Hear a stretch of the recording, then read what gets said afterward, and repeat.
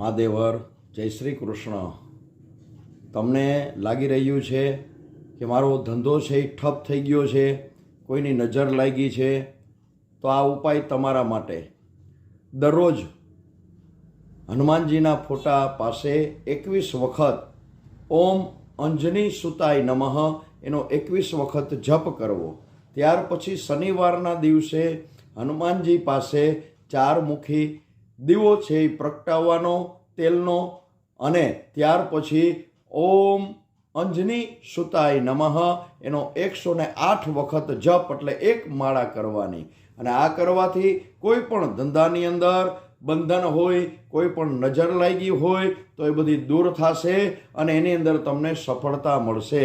પણ આ કેટલા દિવસ કરવાનું, તો કે 1.25 મહિના સુધી આ પ્રમાણે કરવાથી દાદાની કૃપા તમારી ઉપર, તમારા વ્યવસાય ધંધા ઉપર જરૂર થશે અને નજર હશે એ પણ દૂર થશે। કોઈ પણ પ્રકારનું વ્યવસાયની અંદર, વેપારની અંદર બંધન હશે એ પણ દૂર થશે। જો આ વિડીયો ગમ્યો હોય તો લાઈક કરજો, શેર કરજો, ફોલો કરજો। મહાદેવર જય શ્રી કૃષ્ણ।